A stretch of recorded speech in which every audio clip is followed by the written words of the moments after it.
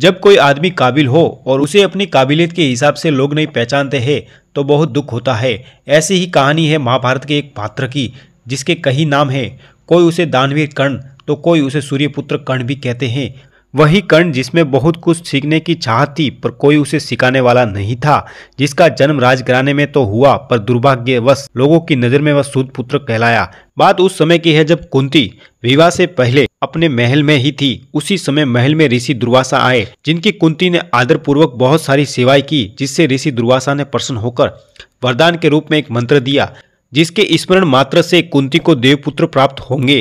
कुंती के मन में दिए गए मंत्र का उपयोग करने की चाह उठी, जिसके बाद कुंती ने मंत्र स्मरण कर सूर्यदेव की उपासना की, जिसके पश्चात कुंती को कर्ण की प्राप्ति हुई। कुंती अविवाहिता होने के कारण, साथ ही समाज में डर के चलते कर्ण को एक टोकरी में डालकर नदी में प्रवाहित कर दिया, जिसके बाद वह टोकरी सूत परिवार को मिली। उसी परिवार ने कर्ण का लालन और पोषण किया। कर्ण के पास जन्म से ही कवच और कुंडल थे, जो उसे हर प्रकार के अस्त्र शस्त्र से बचाते थे। साथ ही कोई भी बीमारी उसके पास भी नहीं आती थी। जैसे जैसे कर्ण बड़े होते गए, वैसे वैसे उनकी युद्ध कला सीखने की चाहत बढ़ती गई। इस जिज्ञासा को पूर्ण करने के लिए कर्ण गुरु द्रोणाचार्य के पास भी गए, लेकिन द्रोणाचार्य ने कर्ण को सूतपुत्र होने के कारण शिक्षा देने से मना कर दिया। परंतु कर्ण को युद्ध की कला सीखनी थी, लेकिन बिना गुरु के शिष्य वैसा ही है जैसा समुद्र में घूमती हुई नौका बिना पतवार के जैसी। इसके बाद कर्ण परशुराम जी के पास युद्ध कला सीखने के लिए जाता है और वहां पर जाकर परशुराम जी से आग्रह करता है। कर्ण अपनी पहचान छुपाकर भगवान परशुराम से कहता है कि वो एक ब्राह्मण पुत्र है। जिसके बाद परशुराम जी ने कर्ण को युद्ध कला में पारंगत कर दिया। थोड़े समय के पश्चात परशुराम जी को कर्ण के सच के बारे में पता चलता है, जिससे परशुराम जी कर्ण पर बहुत क्रोधित होते हैं, क्योंकि कर्ण ने परशुराम जी से झूठ बोलकर शिक्षा ग्रहण की थी। जिसके कारण परशुराम जी ने कर्ण को श्राप दिया कि जब तुम्हें मेरी दी गई शिक्षा की सबसे ज्यादा जरूरत होगी, तब तुम मेरी शिक्षा भूल जाओगे। जिसके बाद कर्ण वहां से चला जाता है उदास मन से। एक तरफ द्रोणाचार्य ने पांडवों और कौरवों को एक साथ में शिक्षा दी थी।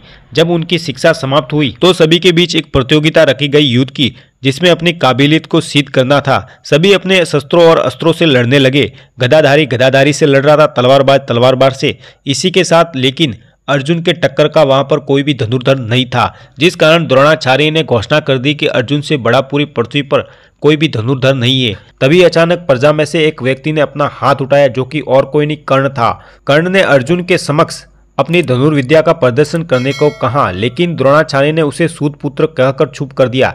तभी दुर्योधन ने अपनी चाल चली और कर्ण की बेबसी का फायदा उठाकर उसे अंग देश का राजा बना दिया, जिस कारण कर्ण अपने ही भाइयों के विरुद्ध हो गया। लेकिन अर्जुन यह नहीं जानते थे कि कर्ण उनके बड़े भाई है। समय बीतने के साथ महाभारत युद्ध का ऐलान हो गया, जिसमें सभी को पता था कि कर्ण और अर्जुन का जब भी टकराव होगा तो बहुत भयानक होगा। लेकिन कर्ण के कवच और कुंडल से अर्जुन के समस्त अस्त्रों से बचे रहेंगे, जिसके कारण अंग देश के राजा कर्ण अर्जुन से कभी नहीं हारेंगे। तभी इंद्रदेव, जो कि अर्जुन के पिता थे, उन्होंने अपनी चाल चलते हुए एक ब्राह्मण के वेश में आकर कर्ण से दान में कवच और कुंडल मांग लिया।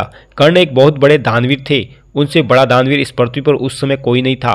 दानवीरता के चलते कर्ण ने अपने कवच और कुंडल इंद्रदेव को दान में दे दिए। उसके बाद महाभारत युद्ध शुरू हुआ, जिसमें दुर्योधन ने पहले ही दिन कर्ण को सेनापति बनाना चाहा, लेकिन पितामह भीष्म ने मना कर दिया कि मैं एक सूत पुत्र की आज्ञा नहीं मानूंगा, और अगर कर्ण इस युद्ध में भाग लेता है तो मैं इस युद्ध में भाग नहीं लूंगा। ऐसा कहकर कर्ण को युद्ध से दूर रखा, जिस कारण से कर्ण को पितामह भीष्म के तीरों की सैया पर सोने तक युद्ध से बाहर रहना पड़ा। लेकिन जब कर्ण युद्ध भूमि में आए तो वह क्रोध के वश अर्जुन पर एक से एक बढ़ चढ़कर अस्त्र चलाने लगे, जिससे अर्जुन का रथ एक हाथ पीछे हट जाता था।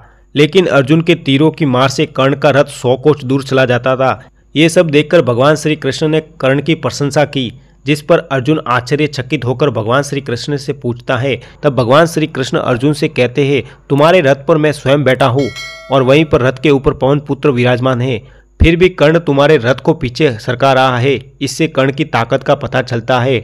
अर्जुन और कर्ण का युद्ध बहुत भयंकर रूप ले लेता है, जिसके बीच भगवान श्री कृष्ण अर्जुन का रथ एक दलदल वाले स्थान पर लेकर चले जाते हैं, जिसके पीछे पीछे कर्ण भी युद्ध करते हुए चला आता है। भगवान श्री कृष्ण अर्जुन के रथ को दलदल से बाहर निकाल लेते हैं, लेकिन कर्ण का रथ उस दलदल में फंस जाता है, जिसके कारण कर्ण अपने रथ को दलदल से बाहर निकालने के लिए नीचे उतरकर प्रयास करता है, जिसके दौरान भगवान श्री कृष्ण अर्जुन को प्रहार करने को कहते हैं, जिस पर अर्जुन अपने धनुष से बाण साधने ही वाले होते हैं।